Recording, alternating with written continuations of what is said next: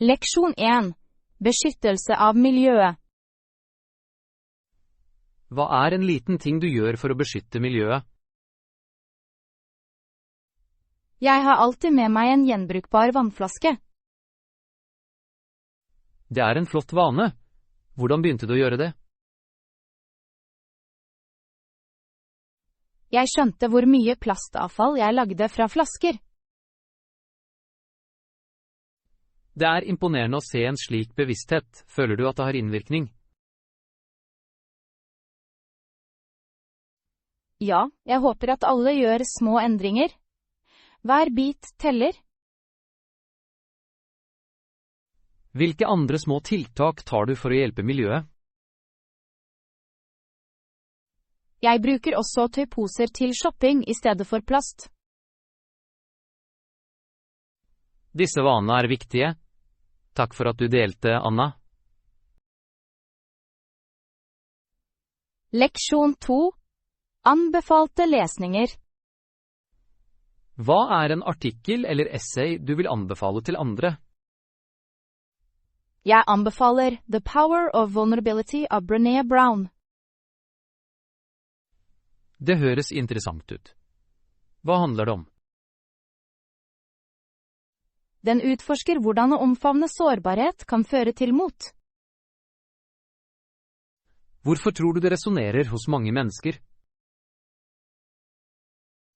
Det oppmuntrer til autentisitet og dype forbindelser med andre. Har du brukt noen av leksjonene i livet ditt? Ja. Jeg har lært å være mer åpen i forholdene mine. Det er beundringsverdig. Takk for anbefalinga, Anna. Leksjon 3. Klær med en historie. Hva er et klesplagg med en flott historie bak seg? Jeg har en vintage kjole som tilhørte moren min. Det er spesielt.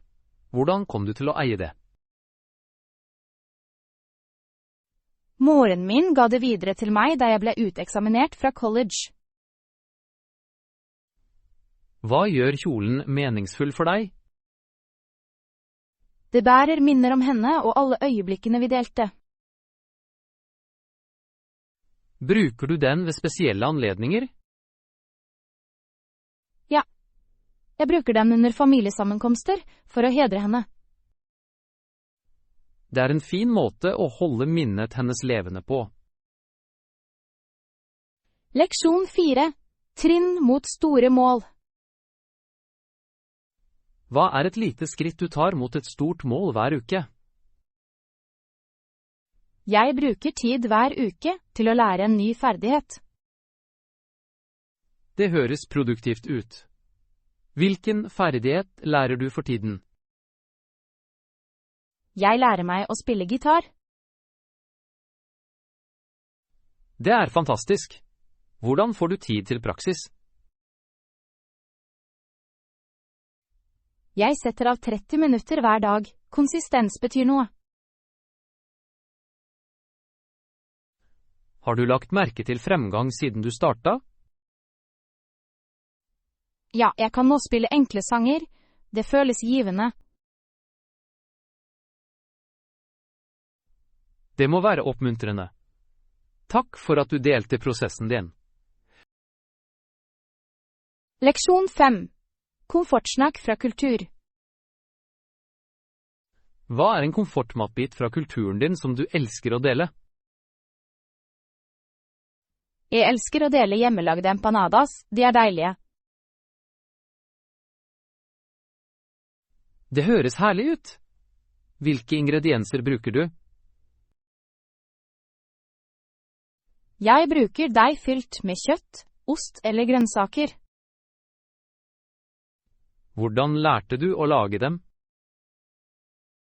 Bestemora min lærte meg da jeg var barn. Det må være en spesiell oppskrift, da. Ja, det har blitt overført gjennom generasjoner. Det gjør dem enda mer meningsfulle. Takk for at du delte, Anna. Leksjon 6. Læringsvaner.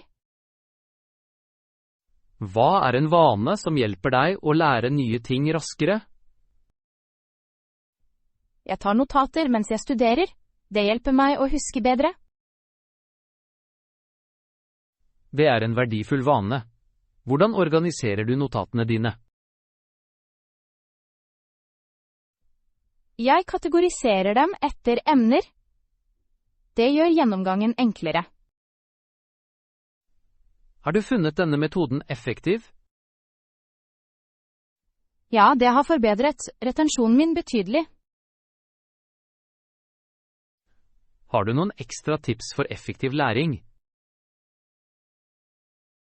Jeg lærer også andre det jeg lærer. Det forsterker kunnskapen min. Det er en flott strategi. Takk for at du delte innsikten din, Anna. Leksjon 7. Nylig begavet bok. Hva er en bok du ga i gave nylig? Jeg ga The Alchemist av Paulo Coelho til min venn. Det er et fantastisk valg. Hva inspirerte deg til å velge det? Boken bærer dype meldinger om å følge ens drømmer. Hvordan reagerte vennen din på gaven? Hun var glad og uttrykte iver etter å lese den. Det er oppmuntrende. Har du lest den flere ganger? Ja, jeg har lest den flere ganger. Hver gang oppdager jeg noe nytt.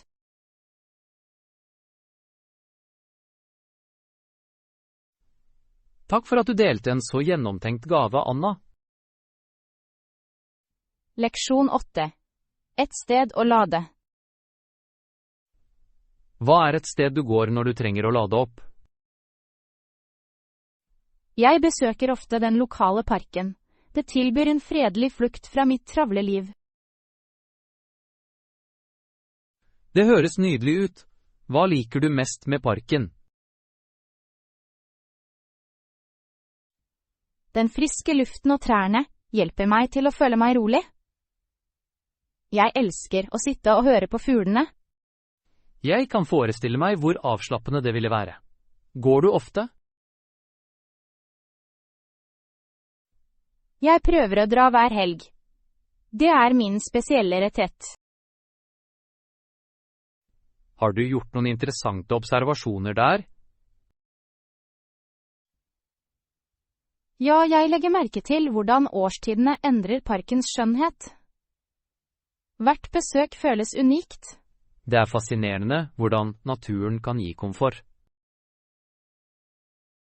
Leksjon 9. En spesiell rett.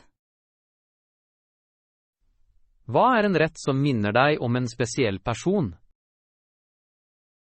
Jeg tenker ofte på bestemorens lasagne. Det bringer varme minner tilbake. Det høres deilig ut. Hva gjør lasagnen hennes så spesiell? Hun la til en unik blanding av krydder. Det var hennes hemmelige oppskrift. Lærte du å gjøre det av henne? Ja, det gjorde jeg. Å lage mat føles som å dele et øyeblikk med henne. Hvordan smaker det når du tilbereder det selv? Det smaker alltid bedre når jeg koker det med kjærlighet.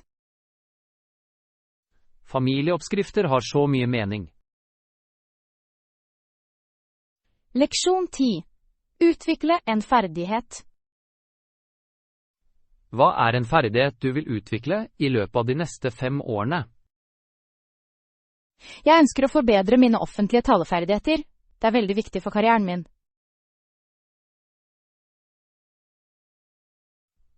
Det er en verdifull ferdighet. Hva inspirerte deg til å velge det? Jeg deltok på en konferanse og ble imponert over foredragsholderne. De var så engasjerende. Har du tatt noen skritt mot dette målet?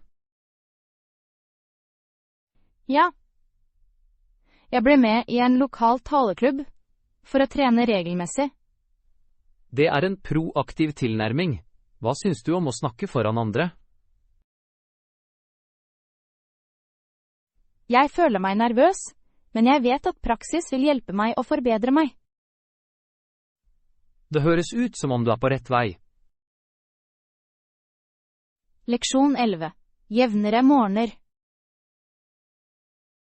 Hva er en liten endring som gjorde morgenene dine jevnere? Jeg begynte å tilberede frokosten kvelden før. Det sparer tid om morgenen. Det høres praktisk ut. Hva forbereder du vanligvis? Jeg lager havre over natten. De er sunne og enkle å ta tak i. Har du lagt merke til noen forskjeller siden du startet dette? Ja, jeg føler meg mindre forhastet og mer avslappet i løpet av morgenrutinen. Det er fantastisk. Mindre stress om morgenen kan endre hele dagen. Nøyaktig. Det setter en positiv tone for dagen fremover. Takk for at du delte dette nyttige tipset, Anna. Leksjon 12. Feirer harde dager. Hva er en måte du feirer å komme deg gjennom en hard dag? Jeg unner meg en fin dessert. Det føles som en belønning. Det høres herlig ut. Hva er din favorittdessert? Jeg elsker sjokoladekake. Det er min ultimate komfortmat. Har du en bestemt rutine for å feire? Jeg tar meg tid til å slappe av, nyte kaken min og reflektere over dagen. Det er en sunn måte å behandle følelsene dine på. Ja, det hjelper meg å frigjøre stress og lade opp. Takk for at du delte din herlige måte å feire på, Anna. Leksjon 13. En eventyrlig duft. Hva er en duft som får deg til å føle deg eventyrlysten? Lukten av friske furutrær fremkaller eventyr for meg. Det er interessant. Hva minner den duften deg om? Det minner meg om campingturer med familien min. Vi hadde mange spennende opplevelser. Inspirerte disse opplevelsene din kjærlighet til naturen? Absolutt. Jeg elsker å utforske nye stier og oppdage skjulte steder. Naturen har en måte å vekke den eventyrlystne ånden på. Egentlig! Naturen lærer oss så mye om oss selv. Takk for at du delte din eventyrlystne duft, Anna. Leksjon 14. Holde vennskap sterke. Hva er en ting du gjør for å holde vennskapene dine sterke? Jeg sender jevnlig gjennomtenkte meldinger til vennene mine. Det viser at jeg bryr meg. Det er en fin gest. Hvordan reagerer vennene dine? De svarer ofte med takknemlighet. Det styrker båndet vårt. Har du lagt merke til noen endringer i vennskapene dine på grunn av dette? Ja, forbindelsene våre føles dypere og mer meningsfulle. Det er deilig hvordan enkle handlinger kan styrke vennskap. Nøyaktig. Det er viktig å pleie disse forbindelsene. Takk for at du delte din gjennomtenkte tilnærming, Anna. Leksjon 15. En sesongmessig lukt. Hva er en lukt du forbinder med favorittsesongen din? Lukten av blomstrende blomster gir meg glede om våren. Det høres nydelig ut. Hva liker du mest med våren?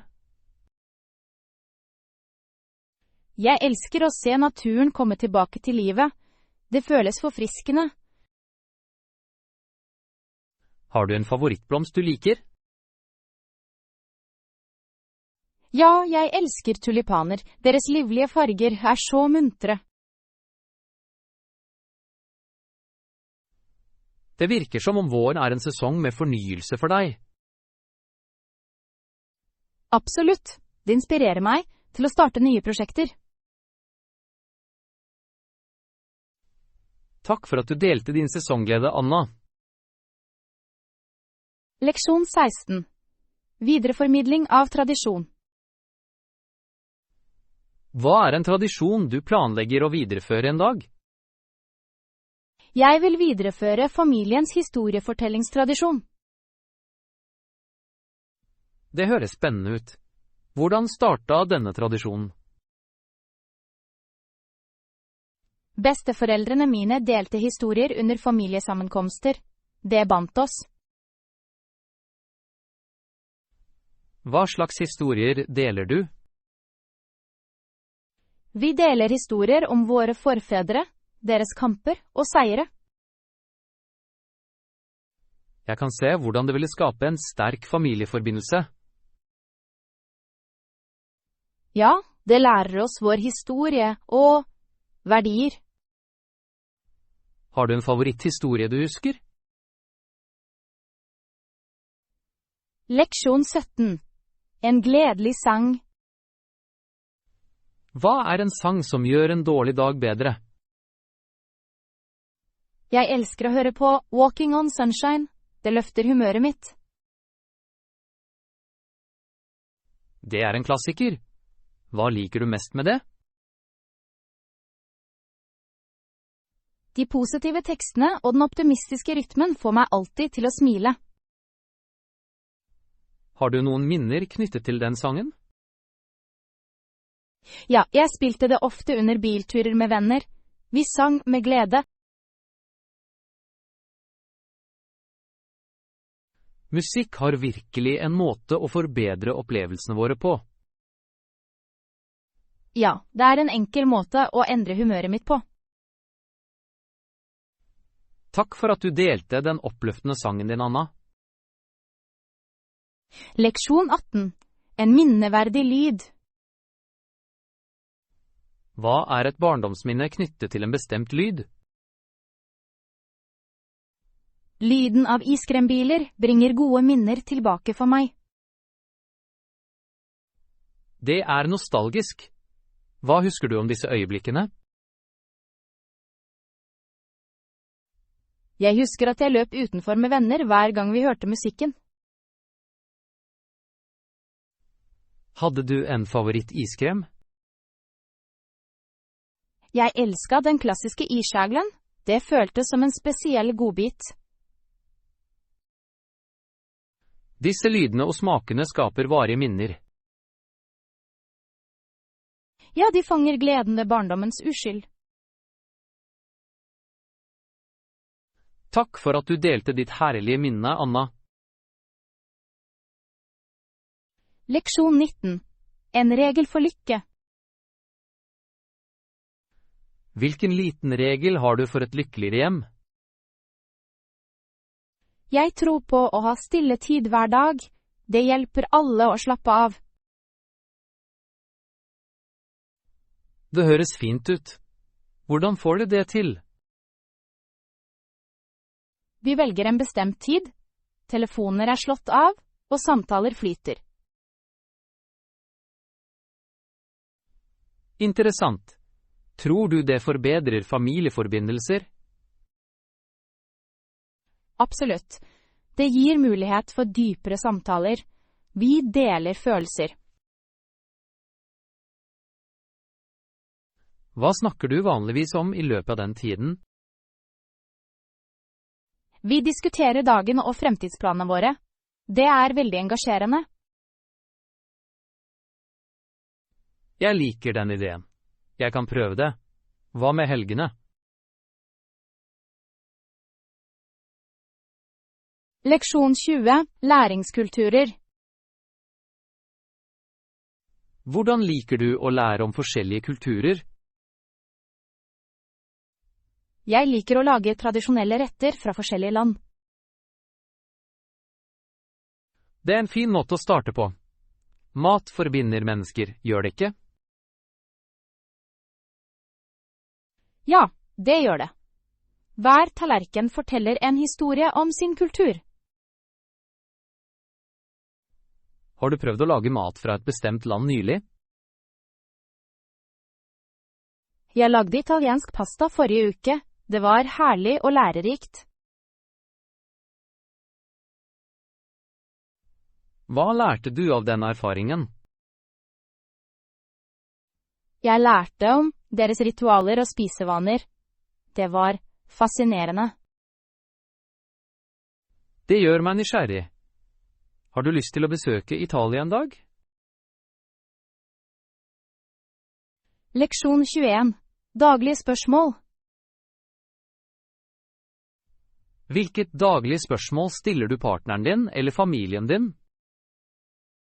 Jeg spør ofte, hva fikk deg til å smile i dag? Det inviterer til positivitet. Det er et herlig spørsmål. Det fremmer gledelig samtale. Ja, det hjelper oss å fokusere på de gode tingene i livene våre.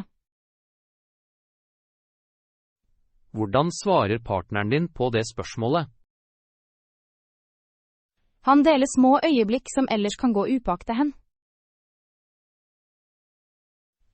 Det er vakkert. Det må styrke båndet ditt. Absolutt. Det oppmuntrer til takknemlighet og takknemlighet. Jeg burde prøve det med familien min. Det høres verdifullt ut. Leksjon 22. Meningsfulle suvenirer. Hvilken reisesuvenir betyr mye for deg? Jeg setter pris på en liten treelefant fra Thailand. Det høres unikt ut. Hvorfor har det spesiell betydning? Det minner meg om de vakre minnene jeg fikk der. Hvilke minner husker du når du ser det? Jeg husker de livlige markedene og de varme smilene til lokalbefolkningen. Disse opplevelsene høres fantastisk ut. Møtte du noen spesielle? Ja, jeg møtte en gateselger som delte historier om livet hans. Den personlige forbindelsen er uvurderlig. Vil du komme tilbake? Leksjon 23. Ferdigheter fra familien. Hvilken ferdighet har du plukket opp fra et familiemedlem? Jeg lærte å sy av bestemoren min. Det er en fantastisk ferdighet. Hvordan lærte hun deg det? Hun var tålmodig. Vi har laget små prosjekter sammen. Hva var det første prosjektet du fullførte? Jeg laget lite putevar. Det var spennende å avslutte. Det høres givende ut. Syr du fortsatt i dag? Ja, jeg lager gaver til venner og familie. Det er fantastisk. Bestemoren din ville vært stolt. Leksjon 24. Forbli nysgjerrig. Hva hjelper deg å være nysgjerrig? Jeg leste en rekke bøker. De åpner tankene mine for nye ideer. Det er en utmerket praksis. Hvilke sjangre liker du?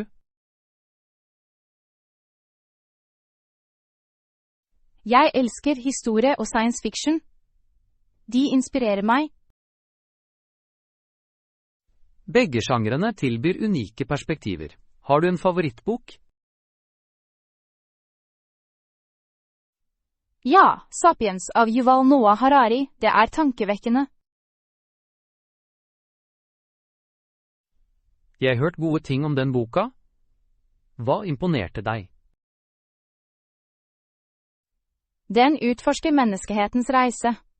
Det oppmuntrer til refleksjon over fremtiden vår. Det høres spennende ut. Jeg vil legge den til leselisten min. Leksjon 25. Trøstende oppskrifter. Hvilken oppskrift lager du for komfort? Jeg tilbereder kremet kyllingsuppe. Det varmer hjertet mitt. Det høres deilig ut. Hvilke ingredienser bruker du?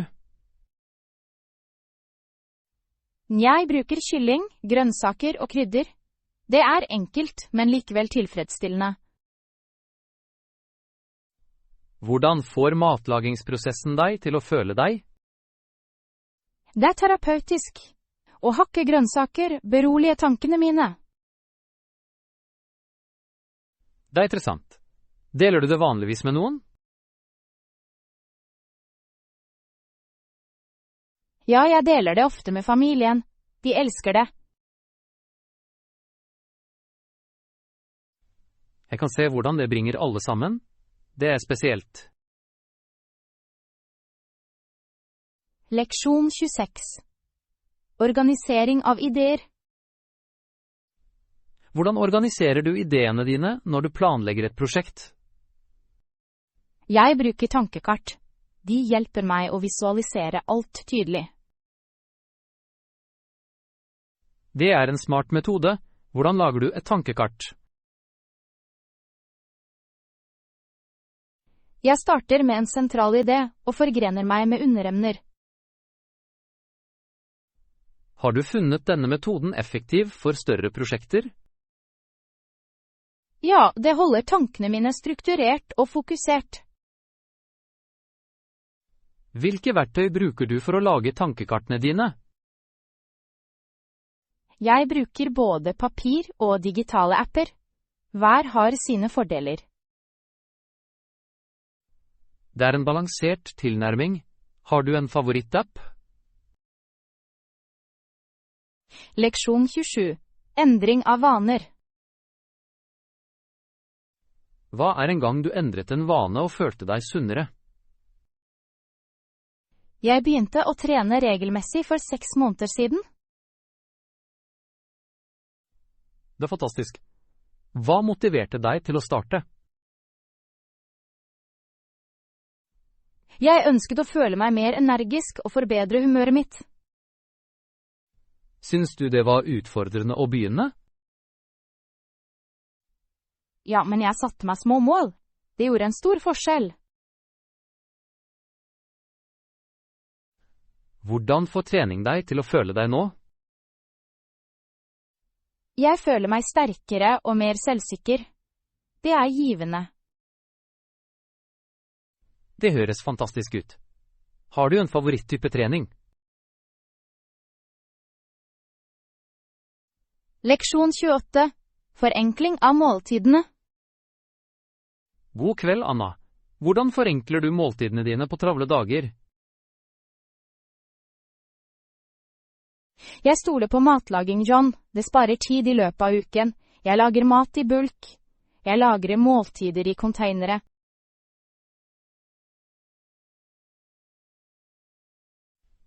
Det høres effektivt ut. Planlegger du måltidene på forhånd? Ja, hver søndag planlegger jeg måltidene mine. Jeg velger enkle oppskrifter. På denne måten er alt organisert. Hvilke oppskrifter foretrekker du? Jeg elsker pommes frites og pasta. De er raske å lage. Jeg kan legge til alle grønnsaker jeg har. Det er praktisk. Handler du ukentlig for ingredienser? Nøyaktig. Jeg lager en liste før jeg går til butikken. Det hjelper meg å unngå impulskjøp. Har du lagt merke til noen endringer i kostholdet ditt? Leksjon 29. Ferietradisjoner. Hallo, Anna. Hvilken liten tradisjon gjør ferien spesiell? Jeg liker å bake kaker med familien min. Det er en morsom aktivitet. Vi samles alle sammen på kjøkkenet. Det høres herlig ut. Har du en favoritt-kakeoppskrift? Ja, bestemorens sjokoladekaker. De er deilige og nostalgiske. Pynter du kakene også? Selvfølgelig! Vi bruker glasur og dryss. Barna elsker det. Hvordan påvirker denne tradisjonen ferien din? Det bringer oss nærmere. Vi skaper fantastiske minner sammen. Hva gjør du med kakene etterpå? Leksjon 30.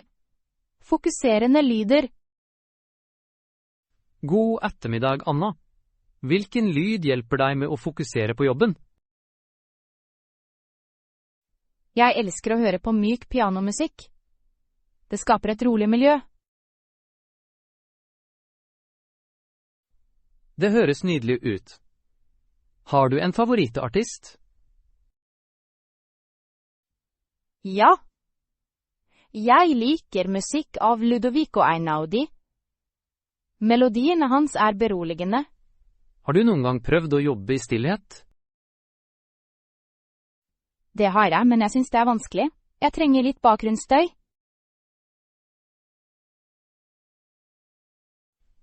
Hva med naturlydene? Naturlydene er også flotte. Fuglesanger kan være veldig avslappende. Bruker du noen apper for musikk? Leksjon 31. Drømmereisemål. Hei, Anna. Hvilken drømmedestinasjon vil du gjerne besøke med en venn? Jeg drømmer om å besøke Japan. Kulturen er fascinerende. Hva interesserer deg mest med Japan? Maten, templene og gjestfriheten. Jeg vil oppleve alt. Har du undersøkt steder å se? Ja, jeg vil besøke Kyoto og Tokyo. De har så mye å tilby.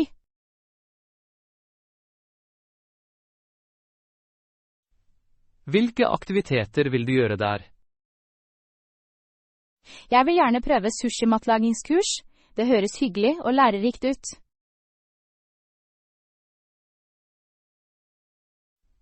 Det er en utmerket idé. Vil du også utforske naturen? Leksjon 32. Innflytelsesrik skriving. God dag, Anna. Hvilken skriving har påvirket deg? Boken To Kill a Mockingbird endret mitt perspektiv på rettferdighet. Det er en klassiker. Hva lærte du av det? Betydningen av empati og forståelse av andre. Det resonerer dypt hos meg. Hvordan fikk det deg til å føle deg? Det åpnet øynene mine for sosiale spørsmål. Jeg følte en blanding av sinne og håp. Hvilke aspekter av historien skilte seg ut for deg? Karakteren til Atticus Finch er inspirerende. Han legemliggjør moralsk styrke. Motiverte det deg til å gjøre noe? Leksjon 33. Kunsten å ta vare på seg selv. Hva er en måte du praktiserer egenomsorg på som er gratis? Jeg liker å gå turer i naturen. Det beroliger tankene mine. Det høres forfriskende ut. Hva legger du merke til under turene dine? Jeg legger merke til trærne og lydene av fugler. Naturen er fredelig. Har du funnet ut at det hjelper mot stress?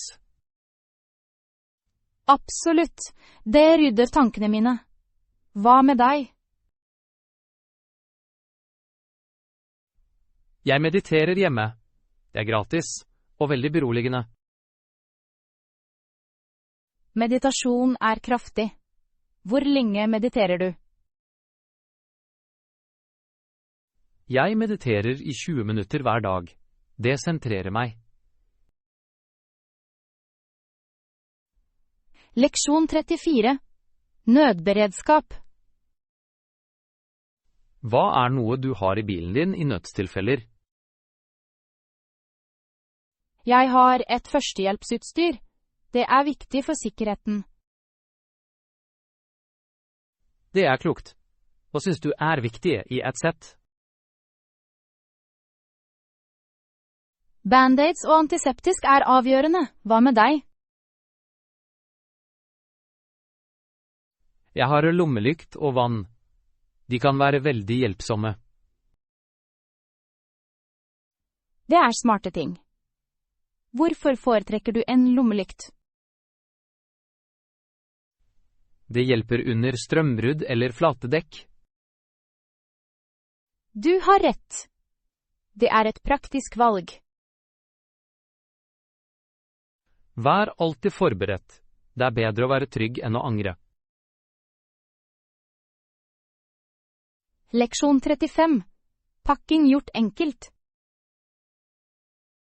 Hvordan forbereder du deg på turer? Pakking kan være en utfordring.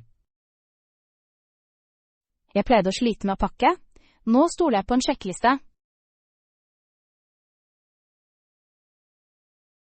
Det høres smart ut. Hva står på sjekklisten din? Jeg lister opp nødvendigheter først, som klær og toalettsaker. Deretter legger jeg til dingser og snacks. Det er veldig organisert. Har du en metode for valg av klær?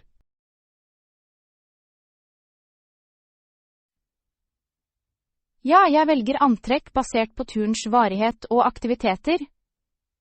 Jeg planlegger komfort. Komfort er nøkkelen når du reiser. Hva annet inkluderer du? Nei, pakker allsidige gjenstander. Et skjerf kan være et teppe eller et motetilbehør. Det er et smart triks. Jeg skal prøve det på min neste tur.